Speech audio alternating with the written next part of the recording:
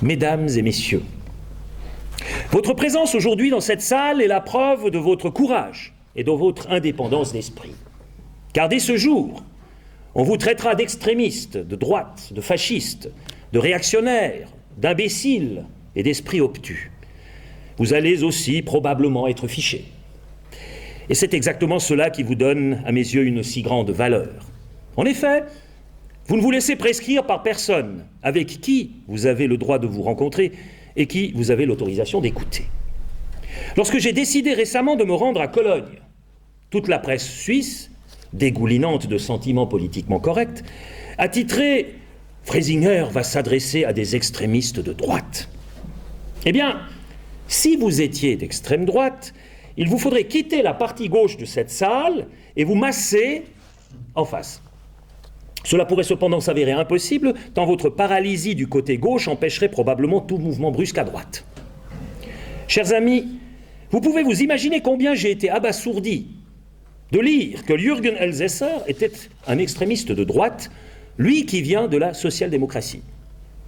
Il y a là de quoi faire glousser les poules aux crêtes les plus rouges. Mais il en est ainsi de nos jours, quelqu'un qui ne pense pas, comme tous ceux qui n'ont pas le courage de réfléchir, est un nazi. Et s'il est très jeune, c'est un néo-nazi. Ma réaction fut immédiate.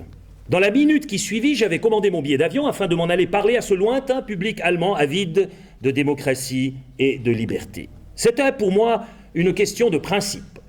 Et lorsque la ville de Cologne a préféré s'en tenir à son eau de toilette et décidé de ne pas se laisser mettre au parfum de la réalité par la conférence du magazine Compact, qui a dû être déplacée à Berlin, j'ai de nouveau accepté avec enthousiasme, afin que personne ne puisse prétendre que Freysinger se soit laissé museler par les insultes et les menaces. Cher public, vous avez devant vous un citoyen suisse qui répand un dangereux parfum de scandale. Et pourquoi un parfum de scandale ? Eh bien parce que je dis ce que je pense, et pire encore, parce que j'ose penser ce que je dis. C'est ainsi que je me suis trouvé récemment sur la place Rouge à Moscou, où je me suis permis de dire à haute et intelligible voix devant les caméras de la télévision russe que je me sentais plus en sécurité et plus libre à Moscou qu'en Europe de l'Ouest. Depuis longtemps, j'ose aussi proclamer que l'idéologie de gauche, même lorsqu'elle met de l'eau dans son vin, qui est plutôt du vinaigre, est d'essence profondément totalitaire. Ailleurs, j'ai déclaré que les minarets étaient comparables aux petits drapeaux avec lesquels les officiers d'état-major marquent l'occupation d'un territoire sur leur carte. Pire encore, mon bureau est décoré du drapeau militaire de l'Allemagne de Bismarck, et dans ma bibliothèque se trouvent tous les livres qui ont bouleversé l'histoire du monde, du manifeste du Parti communiste, au Tischgespräch déjanté de Hitler, en passant par le petit livre vert de Khomeini, les aphorismes d'Elena Ceausescu, les romans du marquis de Sade et la Sainte Bible. Suis-je par conséquent un communiste, un islamiste, un dépravé, un zélote religieux, un fasciste, ou même tout cela ensemble en une incompatible union? Bien sûr que non. Sinon, chaque propriétaire d'une bibliothèque personnelle, faite d'autre chose que de livres factices, se réduirait à n'être que le parangon de ce qu'il lit. Et celui qui ne posséderait pas de bibliothèque du tout, il ne saurait tout simplement pas. Pour ma part, chers auditeurs, j'ose jouir de façon radicale de ma liberté intellectuelle. Et quand je dis radicale, je ne pense pas à un certain parti valaisan. Et celle-ci commence et finit par la liberté d'opinion et de parole. Il y a quelques mois, lorsque la présidente de l'AfD, Madame Frauke Petry, a été invitée par l'Action pour une Suisse indépendante à prononcer, et neutre, n'oublions pas, et neutre, à prononcer une allocution à Berne, l'Hôtel National a résilié au dernier moment le contrat de location de la salle. L'argument invoqué était que la sécurité des participants ne pouvait être assurée par la police. Et c'est pour la même raison que la conférence de Compact n'a pas trouvé de toit à Cologne et qu'elle a dû être déplacée à Berlin. L'automne dernier à Essen, lorsque j'ai participé à une conférence de l'AfD, celle-ci a dû se tenir clandestinement, dans une auberge isolée, sous protection de la mafia balkanique. Eh oui, eh oui. Grâce à la mafia croate, cela a pu être le parce que les antifas craignent les Croates. Donc, pour être capable de tenir un discours libre en Allemagne chez les Allemands, il faut que les Croates vous protègent. Il a fallu garer, je comprends mieux maintenant pourquoi on a accepté leur adhésion à l'Union européenne. Il a fallu garer les automobiles à 500 mètres du lieu de la réunion pour qu'elles ne soient pas transformées en tas de ferraille. Et bien sûr, l'invitation n'a pu être envoyée que de manière confidentielle et aux seuls membres de l'association. Mais pourquoi toutes ces mesures de précaution?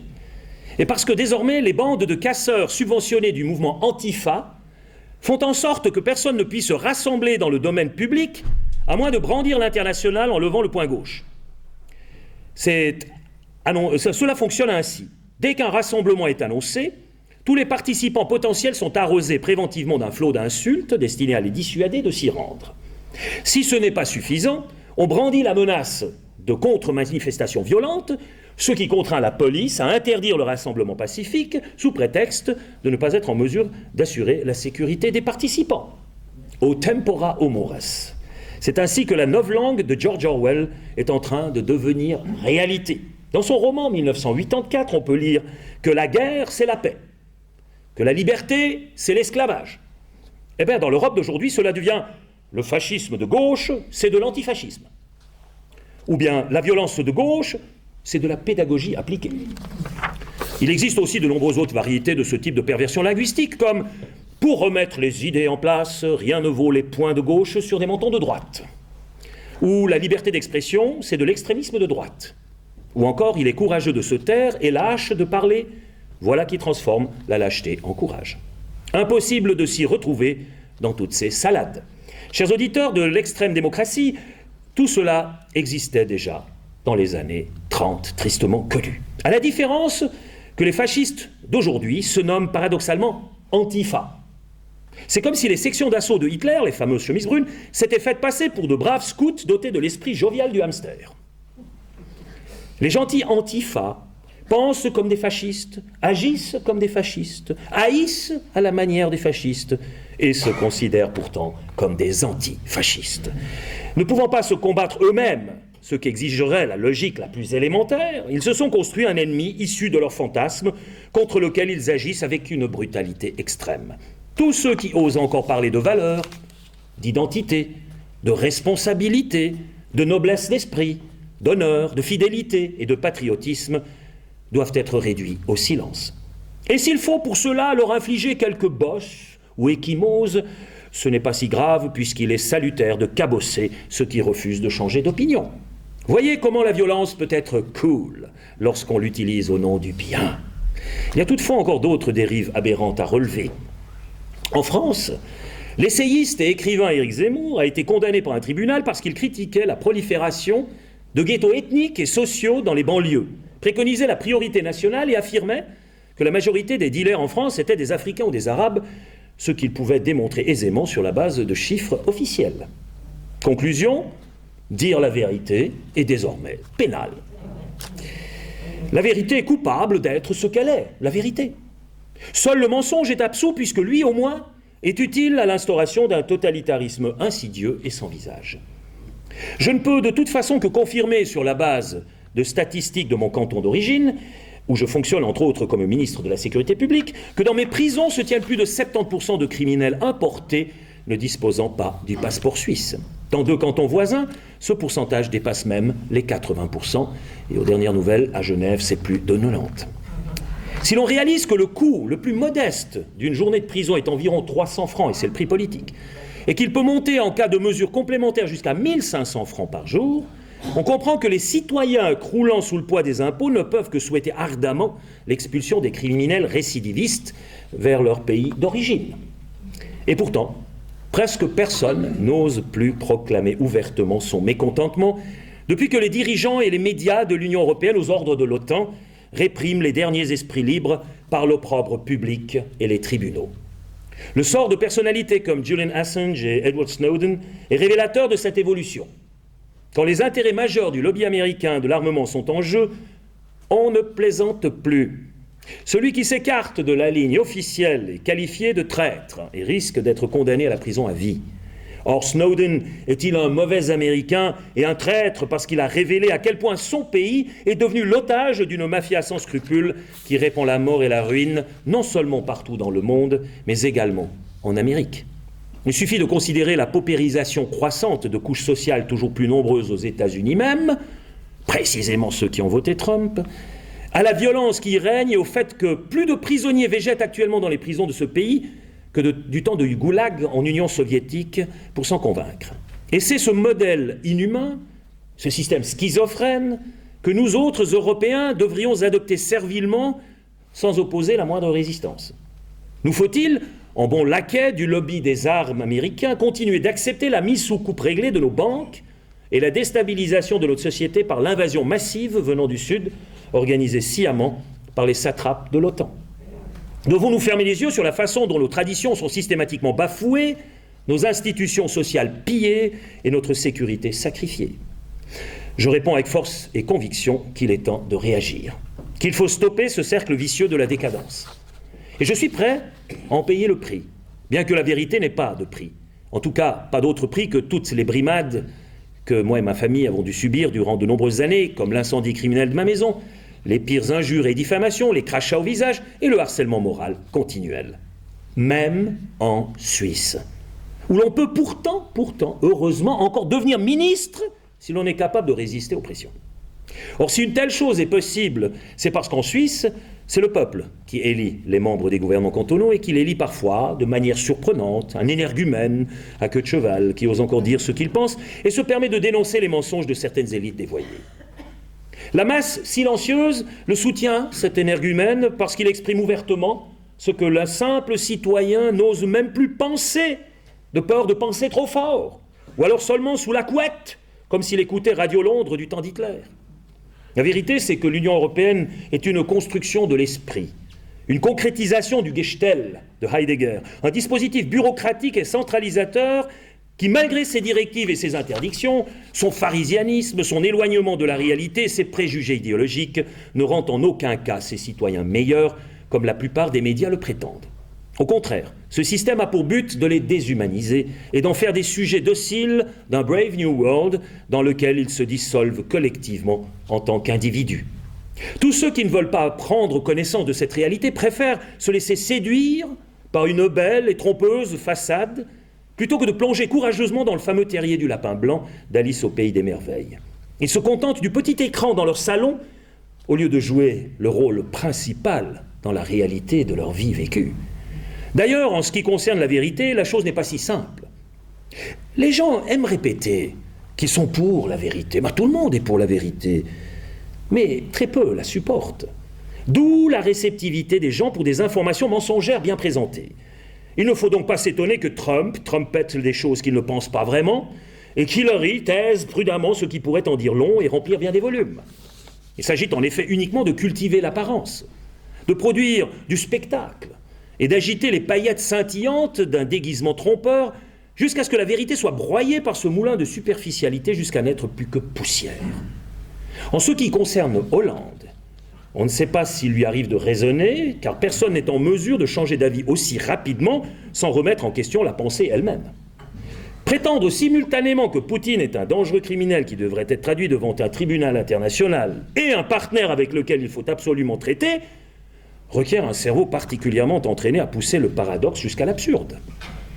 Mesdames et messieurs, plusieurs siècles avant notre ère, une étincelle libératrice traversa le ciel de la Grèce. Socrate était son messager et le Logos son nom. Cette étincelle engendra une première expérience démocratique et ouvrit la porte à une libération totale de la conscience universelle. Plus tard, s'y joignit le Verbe qui s'est fait chair. Les deux, ensemble, donnèrent naissance à l'extraordinaire aventure civilisatrice dont nous sommes les héritiers. Je concède volontiers que de graves fautes ont été commises au cours de la longue histoire de l'Europe, et qu'il y a eu de tout temps des guerres, des génocides et des débâcles financiers. Pourtant, cette étincelle ne s'éteignit jamais, ni sur la Somme, ni à Verdun, ni à Stalingrad ou à Auschwitz, et pas non plus dans l'enfer de Dresde, à Katyn ou dans le ventre du Wilhelm Gustloff. Les incendies et les raz-de-marée occasionnés par l'homme s'en vinrent et repartirent, mais l'étincelle continua de danser sur les eaux et dans le ciel occidental, malgré les terribles égarements humains. Elle forgea en même temps notre volonté prométhéenne de prendre en main notre propre destin et d'instituer en notre qualité de Dieu douloureux et contaminé, comme l'écrit si bien le poète Gottfried Benn, une toute nouvelle conception de la vie en commun. Dans la Grèce antique, cette étincelle ne jaillit pas seulement dans l'esprit de Socrate, mais également chez Sophocle. Elle se révèle à nous dans la furieuse querelle entre Antigone et Créon, cette homérique confrontation entre la démesure, l'hybris du demi-dieu Créon et les lois tacites immémoriales d'Antigone auxquelles nous devons notre humanité. Cette étincelle ne fut toutefois jamais aussi menacée d'extinction que depuis qu'une séparation eut lieu et qu'à l'ouest, de l'autre côté de l'Atlantique, un nouveau monde, une société nouvelle apparut. Un monde à part, pubertaire, juvénile, dynamique et brutal, dans lequel l'hybris de Créon est seul à mener le jeu. Je parle des États-Unis d'Amérique. Certes, ce nouveau monde délivra l'ancien monde des nationaux-socialistes, cette prétendue race supérieure dont l'hybris et l'arrogance dépassaient tout. Mais si l'Amérique fit tomber ce régime totalitaire, c'était avant tout comme un dieu vengeur qui ne peut tolérer aucun autre dieu à ses côtés. C'est pour cette raison que le nouveau monde devint avec le temps ce qu'il avait combattu avec raison. Un maître du monde brutal, un bourreau que la grande prostituée de Babylone emportera dans son apocalypse. Ça, j'ai écrit avant de savoir qu'elle ne serait pas élue. Du temps de la guerre froide, on pouvait encore comprendre que l'on en vienne à la guerre de Corée et du Vietnam et à la crise de Cuba, car il s'agissait de combattre le totalitarisme inhumain du bloc communiste afin de libérer des peuples opprimés. Mais après la chute du mur de Berlin et l'effondrement du communisme, alors que la paix devait sourire à l'humanité, de nombreux foyers d'incendie comme la guerre de Yougoslavie, l'Irak, l'Afghanistan, la Libye, la Syrie, le Yémen et l'Ukraine, et j'en passe, s'embrasèrent. Les États-Unis d'Amérique, devenus depuis la fin de l'Empire britannique la plus grande puissance mondiale, aspirèrent alors à la domination du monde qu'avaient tant recherché les nazis. La loi du plus fort fut appliquée sans ménagement par les anglo-saxons, elle l'est encore à ce jour. L'élite américaine, contaminée par le matérialisme le plus féroce, n'a ni time ni money pour se plier aux lois immémoriables d'Antigone et de Goethe. « Fuck the EU », déclara Victoria Noland en relation avec la crise ukrainienne. Cette façon de s'exprimer tout à fait américaine est un programme assez clair qui révèle bien comment les USA conçoivent leur relation avec leur « dearest partner ». Même la Suisse souffre depuis des années 90 du siècle dernier du désir de puissance des anglo-saxons qui se sont donné pour objectif la destruction de la place financière helvétique sous le prétexte du blanchiment de l'argent sale, bien que la Suisse dispose des lois les plus sévères dans cette pratique. Pendant ce temps, au Delaware, au Nevada, au Jersey et de Guernsey, les tumblers des blanchisseries débarrassent des milliards de billets de banque de leur tache de sang en les aspergeant à profusion de l'eau bénite de la political correctness. Depuis la fin de la Deuxième Guerre mondiale, les États-Unis d'Amérique arrosent de nombreux pays de leurs bombes, exécutent des milliers d'adversaires à l'aide de leurs drones, à la manière de vulgaires tueurs à gages, sans se salir les mains et sans aucun risque, espionnent leurs prétendus alliés et les font chanter, fabriquent des monstres comme Al-Qaïda et l'État islamique, qu'ils noient ensuite dans le sang, et mettent au pouvoir des islamistes comme en Égypte pour les renverser à nouveau dès qu'ils tentent d'échapper à leur contrôle. Ils prétendent être les gendarmes du monde et ne font pourtant que créer le chaos, car leurs actes ne sont pas destinés à rendre service à l'humanité, mais à la réduire à l'esclavage. Que les pays européens soient partie prenante de cette politique ignominieuse dans le cadre de l'OTAN prouve la décadence morale affectant la vieille Europe. Voilà comment l'étincelle de la démocratie est menacée d'extinction dans nos cœurs. Souvenez-vous des phrases mémorables de Nietzsche dans son texte « L'homme fou ». Où nous emporte notre course? Loin de tous les soleils? Ne nous abîmons-nous pas dans une course permanente? Est-ce en arrière, de côté, en avant, de tous les côtés? Est-il encore un haut et un bas? N'errons-nous pas comme à travers un néant infini? L'espace vide ne répand-il pas son souffle sur nous? Ne s'est-il pas mis à faire plus froid? La nuit ne vient-elle pas continuellement et toujours plus de nuit? Et où tombe cette nuit-là, si ce n'est en nous-mêmes? Dans nos cœurs, lorsque nous croyons être la mesure de toute chose? C'est pourquoi nous tuons, c'est pourquoi nous mentons, c'est pourquoi nous nous taisons sur commande. Et c'est toujours l'hybris qui est responsable de ces comportements. Là où la puissance et l'argent sont une fin en soi, la forme détruit le fond pour prendre sa place. Les comédies électorales qui se jouent aux États-Unis et en France ne sont rien d'autre qu'un simulacre de démocratie, qui remplace les jeux de la Rome antique et aboutit, selon Friedrich Dürrenmatt, au pire des résultats en basculant dans le grotesque. À la fin, c'est le fou du roi qui devient monarque, ou bien la putain de Babylone qui devient reine, ce qui est encore plus dévastateur. Dans un tel monde, on ne tolère plus d'autres valeurs que celles des montants figurant sur les billets de banque et dans les bilans des sociétés. L'adoration du dieu Mammon s'érige en absolu. Malheur à qui rate le train de l'argent facile. Il est réduit à rien. Les laquais dociles, en revanche, sont dûment récompensés. Pour preuve, on se rappellera que de plus en plus de politiciens à la carrière fulgurante ont travaillé auparavant chez Goldman Sachs. Cher public, à quoi notre société doit-elle d'être si malade? Eh bien, avant tout à la complicité des médias, à la servilité de politiciens corrompus courbant l'échine, à la lâcheté des associations de toutes sortes, des élites et des églises. La vieille Europe génère en son sein les ennemis qu'elle croit vouloir s'approcher de l'extérieur.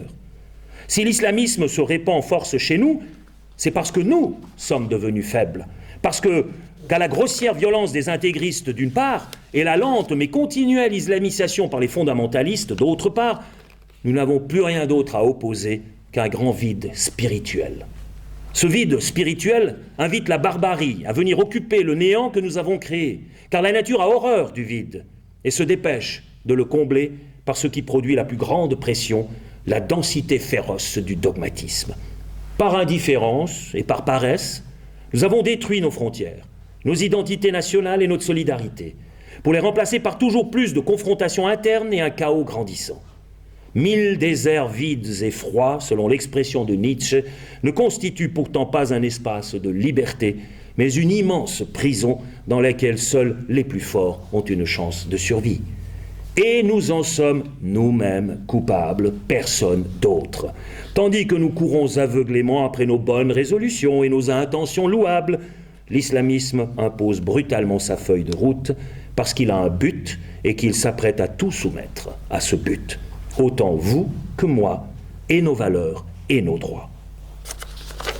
Chers auditeurs, l'étincelle première de la civilisation, je le disais, n'a jamais été aussi menacée qu'aujourd'hui. Nous pouvons jouer ici les Cassandres tant que nous voulons, nous avons beau mettre en garde notre civilisation contre le cheval de Troie, l'Europe tombera si nous ne nous prenons pas en main, si nous ne commençons pas par ce que personne ne peut faire à notre place, balayer devant notre propre porte. Deux matérialismes sont en passe de prendre en tenaille la civilisation helléno-chrétienne et son étincelle de lumière. Deux barbaries, deux processus de déshumanisation. L'abolition de l'homme, annoncée par C.S. Lewis, poursuit inexorablement sa marche, tandis que nous restons paralysés comme la souris devant le serpent.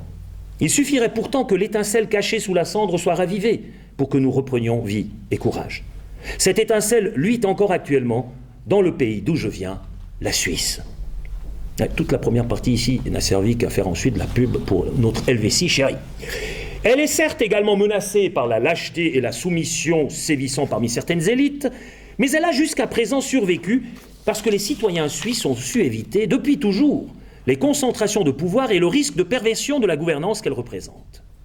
Ils se sont inspirés du cycle des saisons et des mécanismes régissant la nature et ont créé un système politique qui se régénère lui-même en compensant toujours harmonieusement, plus ou moins harmonieusement, les déséquilibres. Ce système permet d'imposer à l'hybris des élites au pouvoir des limites qu'elles ne sont pas en mesure de se fixer elles-mêmes. L'homme est l'être qui bouge, et il ne s'arrête pas de bouger de plus en plus vite s'il n'y a pas une force supérieure qui lui impose des limites, et qui lui impose ces limites, c'est cette étincelle divine au fond de lui-même et aucune autre force au monde. En Suisse, le dharma du Bouddha est devenu réalité d'une manière très particulière. Les lois tacites d'Antigone y sont elles aussi devenues réalité. Au lieu de construire un système basé sur une succession de confrontations, comme en France, on a misé ensuite sur la participation de toutes les forces politiques à la gouvernance, sur la collaboration et sur la collégialité. Il y fut ajouté, en plus du fédéralisme et de l'habituelle séparation horizontale du pouvoir, une stricte séparation verticale, confédération, canton, commune. Ces deux barres qui se croisent représentent ni plus ni moins que la croix suisse. Quant au rôle d'arbitre suprême et de souverain qui a toujours le dernier mot, le peuple se l'est réservé grâce à la démocratie directe. La paix sociale est ainsi garantie en Suisse, car les citoyens appelés à participer aux prises de décision s'identifient entièrement à l'appareil de l'État dont ils constituent le pilier essentiel. Les députés de notre Parlement de milice restent proches de leurs concitoyens, de même que les soldats de notre armée de milice s'engagent personnellement pour la sécurité de notre pays. Être élu, servir et s'en aller, voilà la quintessence d'une carrière politique en Suisse. En France, avoir Fabius, ça ne fonctionne pas comme ça. Les citoyens helvétiques ne sont pas meilleurs ou plus intelligents que ceux d'autres pays, mais ils ont su compenser par leur propre faiblesse, su compenser leur propre faiblesse par des règles qu'ils ont définies eux-mêmes. Ils ont aussi su réfréner leur soif de pouvoir et construire une organisation collective fixant des devoirs à chaque citoyen, tout en lui accordant des droits étendus sans que l'individualité de chacun soit brimée ou devienne écrasante pour les autres. Revenons rapidement sur le différend entre Antigone et Créon et sur la dépouille de Polynice, le frère d'Antigone, pourrissant sous les murailles de Thèbes. Créon, son orgueil démesuré, aimerait voir ce cadavre se décomposer et être dévoré par les chacals. Antigone, de son côté, se référant aux lois immuables du dieu Zeus qu'elle porte en elle, veut à tout prix inhumer le cadavre de son frère. C'est sur ce cadavre, qui sera suivi bien plus tard par celui du crucifié, que s'est bâtie notre civilisation, et en particulier la démocratie suisse. Comment, allez-vous vous exclamer, mais comment notre civilisation serait construite sur deux cadavres?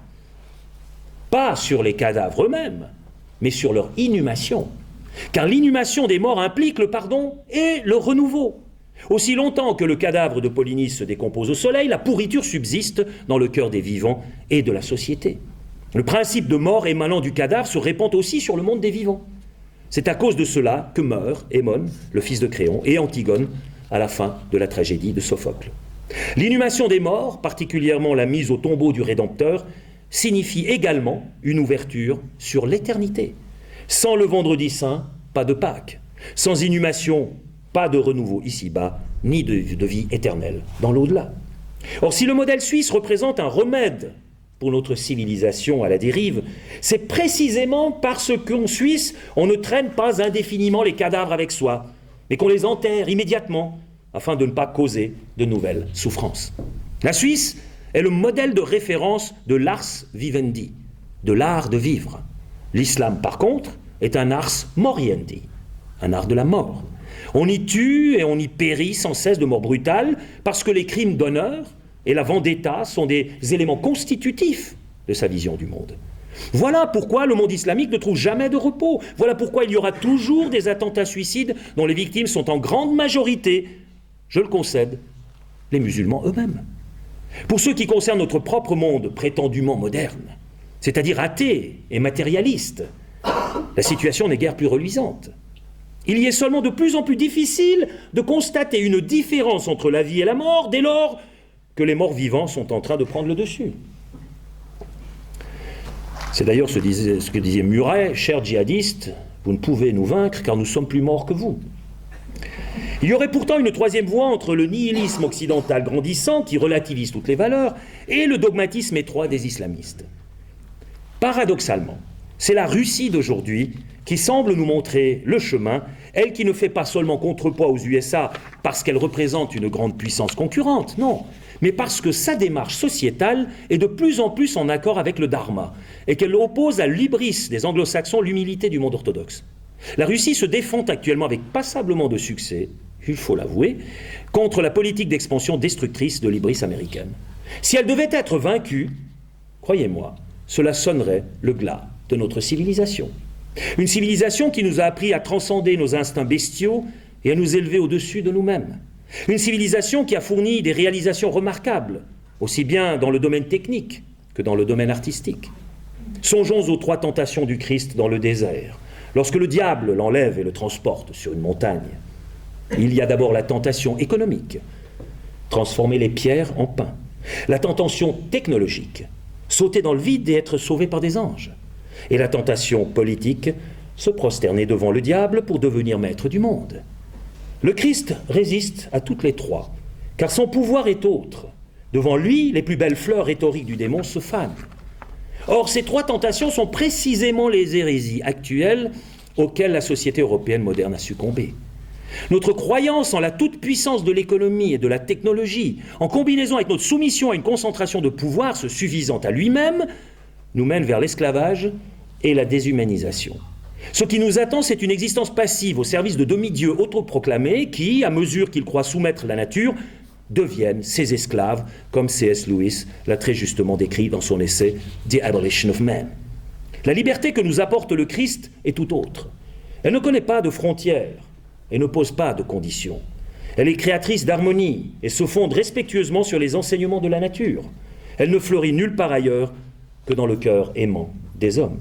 À force d'être usés par un usage inapproprié, les concepts de liberté, d'égalité et de fraternité s'avèrent eux aussi incapables de se substituer à un cœur aimant sans réserve.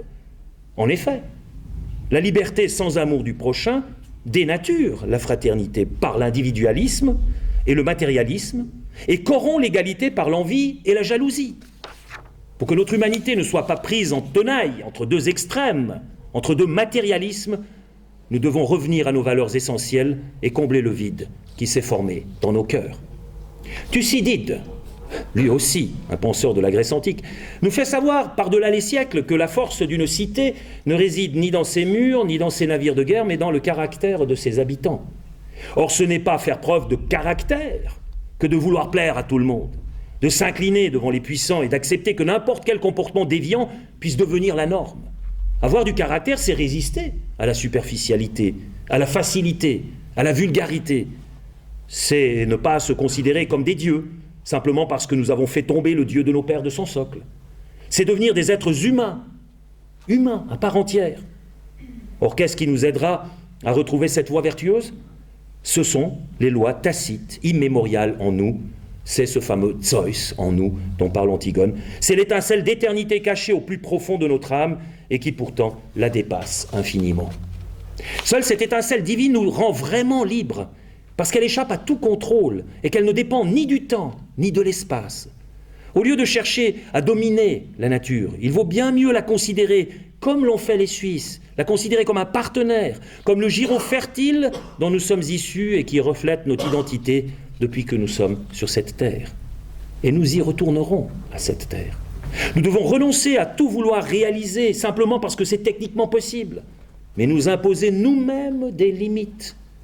Il est techniquement possible de faire exploser cette planète, et si nous ne l'avons pas fait jusqu'à présent, c'est que nous nous sommes rendus compte des conséquences suicidaires d'un tel acte. Mais qui aura le pouvoir demain d'appuyer sur le bouton rouge ? Un fou ? Un inconscient ? Un clown ? Tout est malheureusement possible dans un monde où l'apparence se substitue au fait réel, où le discours fonde la réalité. Nous jouons sans cesse aux apprentis sorciers, soit parce que nous ne sentons pas personnellement concernés, soit parce que nous sommes trop lâches et trop paresseux pour réagir. Pour éviter que l'horreur sans fin aboutisse à une fin dans l'horreur, nous n'avons pas besoin de nous réinventer en tant qu'êtres humains. Il suffit que nous restions ou redevenions nous-mêmes. Pour cela, nous devons retourner à nos racines, à nos traditions, à nos valeurs. L'école doit de nouveau enseigner aux enfants le sens de l'histoire. Et cela n'est possible que si nous leur transmettons les instruments intellectuels qui leur permettront de bien comprendre les événements historiques. Il faut leur réapprendre à maîtriser les richesses et les subtilités de leur langue, afin qu'ils disposent d'un instrument efficace pour exercer leur sens critique. Une bonne maîtrise du verbe ne résout certes pas tous les problèmes existentiels, mais elle fait de nous des êtres humains. N'oubliez pas, au commencement était le Verbe, et il s'est fait chair dans chacun d'entre nous par la grâce d'une étincelle qui ne s'éteint jamais. Où l'on ne prend pas soin du Verbe, la chair vive reprend le dessus et les bourreaux de l'humanité recommencent à aiguiser leurs couteaux. C'est pour empêcher cela que je suis venu ici, à Berlin, et que je ne puis faire autrement, selon les paroles de Luther devant l'église de Wittenberg. Chers auditeurs, permettez-moi, pour conclure mes propos, de formuler quelques thèses fondamentales. Elles sont au nombre de 7, chiffres sacrés, comme vous le savez. 1. L'avenir de l'Europe réside dans l'Europe elle-même et non pas dans la soumission à l'empire américain ou quelque empire que ce soit. 2. La richesse de l'Europe se trouve dans sa diversité. Or, la diversité offre un choix et ce choix nous donne la liberté. 3. Une Europe des nations sur la base du modèle suisse est par conséquent la seule solution possible pour sortir de l'impasse actuelle. Le centralisme, le nivellement par le bas et le refus identitaire ont montré leurs limites. Il doit faire place à un sentiment de fierté retrouvée, d'entités à dimension humaine qui coopèrent entre elles et se sont développées historiquement c'est-à-dire les États-nations. 4. L'avenir de l'Europe réside dans la coopération avec la Russie et non dans la confrontation avec le monde orthodoxe, dont les valeurs sont en conformité avec les nôtres parce qu'elles s'abreuvent aux mêmes sources. 5. L'actuel comportement élitaire des fonctionnaires du pouvoir doit faire place à des mécanismes démocratiques permettant au peuple de participer aux décisions qui déterminent leur destin avant qu'il ne soit trop tard. 6. La liberté de réunion et d'expression doit être rétablie. 7.